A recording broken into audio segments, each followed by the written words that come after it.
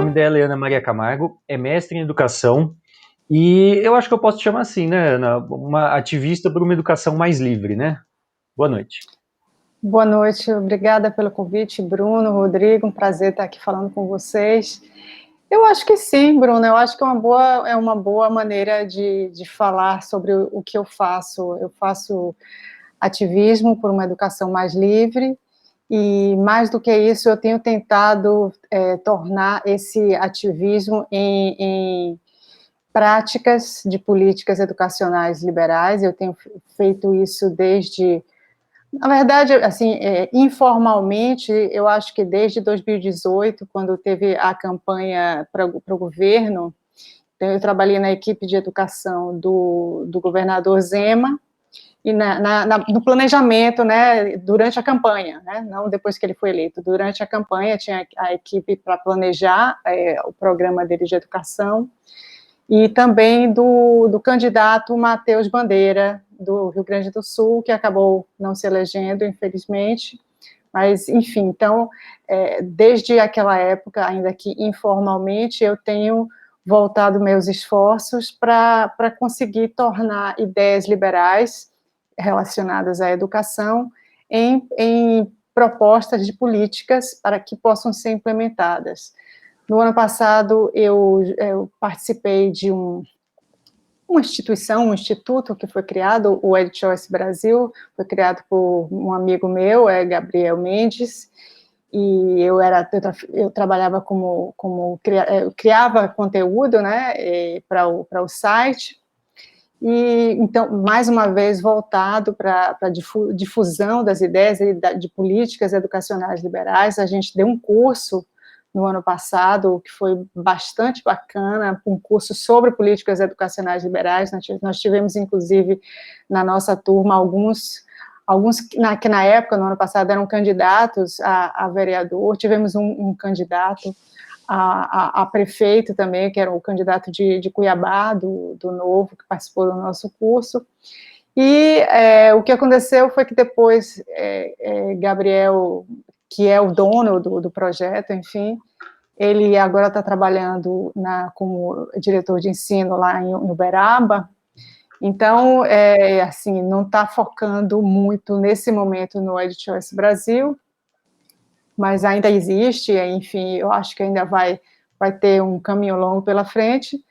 E eu assim, do meu lado, focando eu estou trabalhando junto com alguns vereadores liberais que foram eleitos, e a minha ideia é fazer com que esse trabalho se torne, ou se transforme em medidas concretas que possam ser implementadas para que a gente saia do discurso e passe para a ação.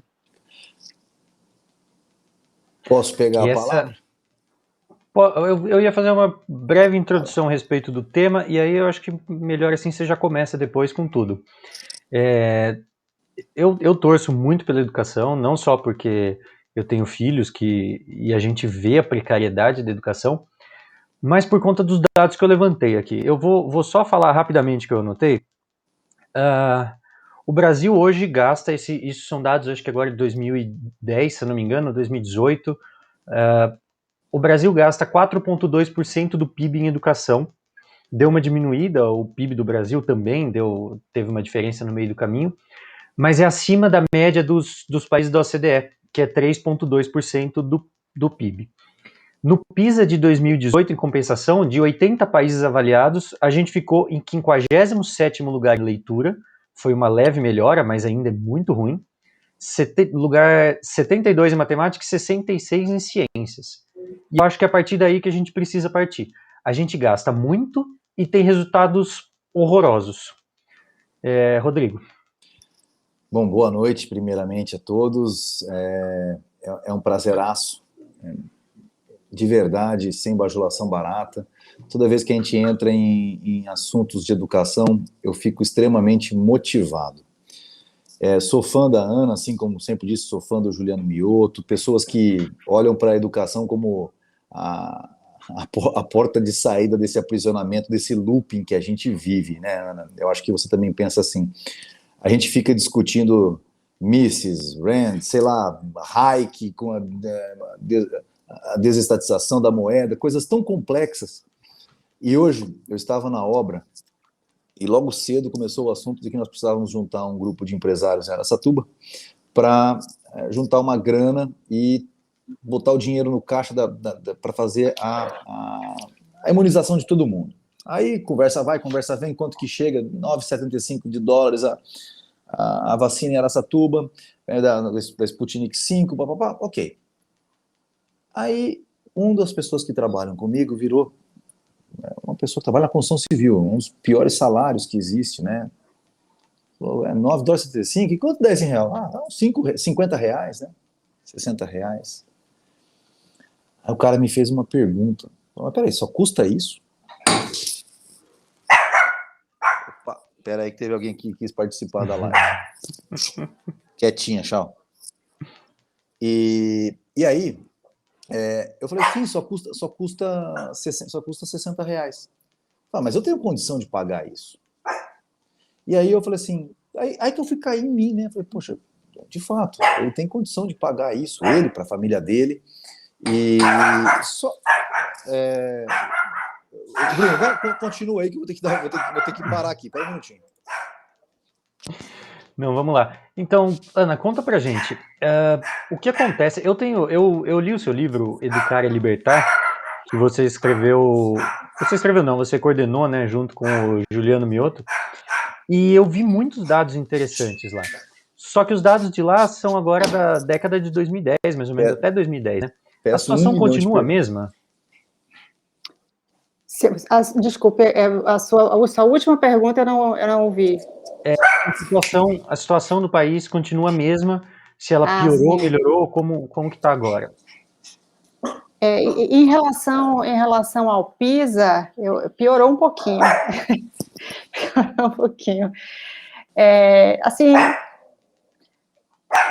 a gente investe muito, como você falou, o percentual do PISA chegou a quase, o percentual do PISA não, o percentual do PIB chegou a quase 6%, mas a gente precisa ver o seguinte, o Brasil investe muito, mas investe muito concentradamente no nível superior, muito mais do que... Porque se a gente pensa assim, em relação aos países da OCDE, o Brasil está ali na média, né, em percentual do PIB, né? Só que os países da OCDE investem em educação básica por aluno mais do que o Brasil. Então, essa é normalmente a resposta quando a gente fala isso, né? O Brasil investe muito e investe igual a média, o percentual do PIB, como a média dos países da OCDE, mas o investimento por aluno da educação básica é bem abaixo. Isso é verdade. Só que, assim, os críticos param nesse ponto e não vão no passo seguinte. Só que nós temos países na América Latina, como, por exemplo, o Chile, que investe a mesma coisa que o Brasil por aluno e que tem um resultado muito melhor. Então, quando as pessoas vêm com essa conversa, a gente não pode comparar com o país da OCDE, porque eles investem mais por aluno, mas o Chile investe a mesma coisa por aluno, a Colômbia um pouco menos, e tem resultados, a Colômbia um pouco menos, não, o Brasil bem mais do que a Colômbia, e o resultado praticamente igual, né? Assim, se a gente fosse ver pela diferença do que nós investimos em relação à Colômbia, o nosso resultado deveria ser melhor, e não é. E o Chile não é que seja um pouco melhor, é bastante melhor do que o Brasil. Não só é melhor, como vem melhorando no PISA, ao contrário de nós, que vamos caindo cada vez mais. Então, e fora isso, foram mais de 10 anos que nós implementamos o Fundeb, nessa expectativa de que, ao colocar mais recursos, mais dinheiro, isso seria revertido em resultados, em melhor desempenho da educação, melhor desempenho dos alunos. Isso não aconteceu. Então, quando eu vejo aumento de investimento e resultado que não melhora, para mim, isso é sinônimo de piora. Então, respondendo a sua pergunta, eu acho que nós estamos pior, sim. Tá. Quando a gente fala de escola austríaca e economia no geral, a gente trata sempre nesse canal desse assunto, A gente entende que um governo não pode ser gerenciado como uma empresa. E não que não deva, mas ele simplesmente não tem como. A empresa ela tem aquela questão de voluntarismo, né? A empresa tem a obrigação de dar lucro e por isso ela tenta oferecer o que de melhor as pessoas estão dispostas a receber. O governo nunca tem obrigação de dar lucro e se ele tiver prejuízo, ele simplesmente vai lá e toma esse dinheiro das pessoas. A educação, essa lógica é válida? Olha, eu não vejo... Se a ideia é estabelecer uma espécie de comparação entre a educação e mercadoria, né? Então, uma empresa que vende uma mercadoria, ela tem que dar lucro, então, o Estado que provê a educação e que busque entregar o melhor possível, isso assim, uma perspectiva mercadológica da educação. Eu não concordo com isso, eu não vejo a educação como uma mercadoria, eu vejo a educação como um serviço. A educação é um serviço e tem sim que ser o melhor possível, né? Se o Estado não é capaz de garantir isso, que isso saia da mão do Estado, né? Porque a educação nos custa muito caro, a gente paga muito e tem sim que ser o melhor possível. Então, ainda que a gente tenha educação pública, ainda que a educação seja financiada através de impostos, ela não precisa e ela não deve ser estatal. O Estado não tem que prover educação, no máximo o financiamento. Ana, e gostaria de pedir a palavra aqui, pedir desculpas pelo incidente e só concluir... Você não terminou sua história do que você estava contando. Exato, eu vou concluir. E aí, por conta ataque de fofura aí, né, Rodrigo? Teve um ataque de fofura aqui, ela não sai do meu pé de jeito nenhum, a Chau ela é apaixonada. E aí, uma coisa engraçada aconteceu hoje. Por conta dessa história toda, nós chegamos a concluir... Eu não tinha parado para pensar quanto custava, eu estava pensando nos valores, né, totais. E aí o pessoal que trabalha comigo falou assim, mas espera aí, custa R$60 a vacina? Eu tenho condição de pagar para mim, para minha esposa e para meu filho. É o pessoal da construção civil. E conversa foi, a gente chegou assim, conversando com todos eles lá na mesa onde eles almoçam, e conversa foi prosseguindo, mas por que então que não libera então para a gente poder comprar aquelas histórias?